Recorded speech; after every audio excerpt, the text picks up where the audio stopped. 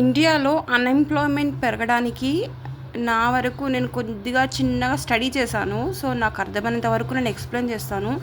Labour work తీసుకోండి and technical jobs, government jobs, private jobs, some qualified jobs, degree related jobs మనం తీసుకుంటే labour work related to sanitary department, even it's a government or private organization, it's a demanding work.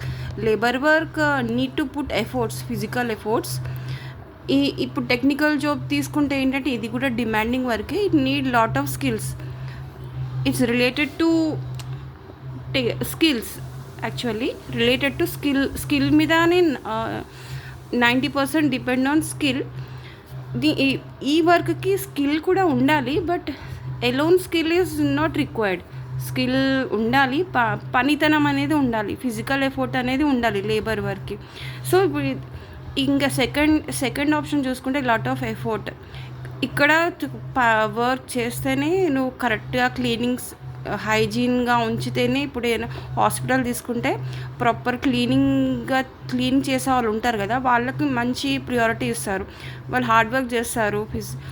Morning 6కి 7కి వచ్చేస్తారు, evening మళ్ళీ 6-7కి return అవుతారు.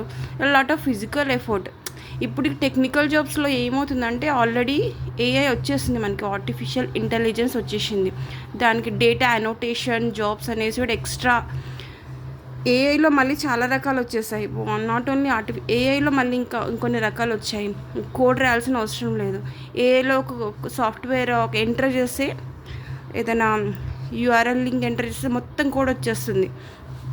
ఇది ఏంటంటే కొంచెం smart work, skill with some smart work. ఇక్కడ మైండ్తో పని, ఇక్కడ ఫిజికల్ వర్క్తో పని. ఇది కొంచెం డిగ్నిఫైడ్ ఉండదు. డిగ్నిటీ ఉంటుంది, బట్ మన ఇండియాలో లేబర్కి అంత ప్రియారిటీ లేదు, ఇది నేను అనుకుంటున్నా. బట్ ఇక్కడికి వచ్చేసరికి it's get a respect, more dignity in society. ఏదైనా జాబ్ కానివ్వండి, ఇక్కడ ఉన్నట్టు ఇక్కడ డిఫరెన్స్ ఇది. నెక్స్ట్ వచ్చి ఎడ్యుకేషన్ అంత అవసరం లేదు. 10th fail or pass, 5th fail or pass వెళ్ళిపోవచ్చు. ఇక్కడ మన గ్రాడ్యుయేట్స్ అయిన వాళ్ళు ఇటు సైడ్ రావడానికి ఇక్కడే భయపడేది పోతుంది, పరుగు పోతుంది. ఇక్కడ ఉన్న వాళ్ళు ఇక్కడే ఉండిపోతారు, ఇటు సైడ్ ఉన్న వాళ్ళు ఇటు సైడే ఉండిపోతారు.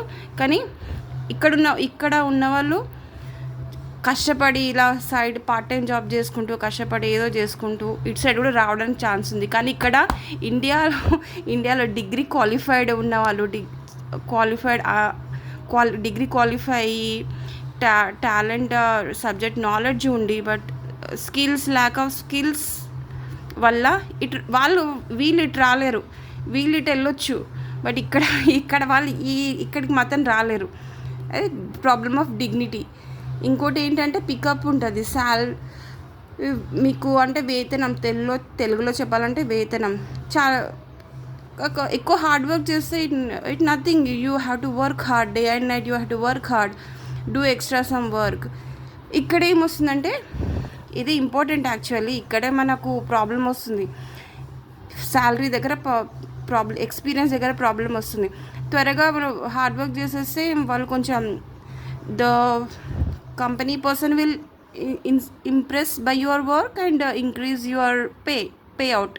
ఇక్కడ వచ్చే శాలరీ అసలు చాలా కాంపిటీషన్ ఉంటుంది, చాలా టైం పడుతుంది. మీకు శాలరీ రావడానికి కూడా చాలా చాలా చాలా చాలా చాలా స్ట్రగుల్ చేయాల్సి వస్తుంది, చాలా స్ట్రగుల్ పడాల్సి వస్తుంది. ల్యాబ్స్ అవుట్ ఉంటాయి, పిప్లో పెడతారు.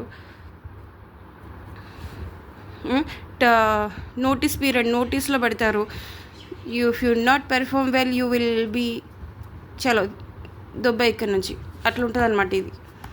ఇక్కడ శాలరీ వచ్చేసి అట్లీస్ట్ 10 to 15,000 స్టార్టింగ్లోనే జాయిన్ అవ్వగానే. కానీ ఇక్కడ ఎలా ఉంది, 5,000, 8K మ్యాక్సిమం 50. ఎంత ఒక కాల్ సెంటర్లో వర్క్ చేసిన వాళ్ళకు కూడా, కాల్ సెంటర్లో వర్క్ చేసినా కూడా 8K ఇస్తారు స్టార్టింగ్. నేను అప్పుడు వర్క్ చేసినప్పుడు 8K ఇచ్చారు. ఎంత నువ్వు కష్టపడు, కింద మీద పడి దొర్లు, నీ చెమట గార్చి నువ్వు పని చెయ్యు. మహా అంటే నువ్వు ఒక 100 200 రూపీస్ ఏమన్నా ఇన్సెంటివ్స్ లాగా నీకు ఏమైనా రావచ్చేమో కష్టపడితే, చెమట ఓడ్చి తెగ కష్టపడి అది ఇది చేస్తే. ఒక టీమ్ లీడర్ అయితే యూ మే గెట్ 15K.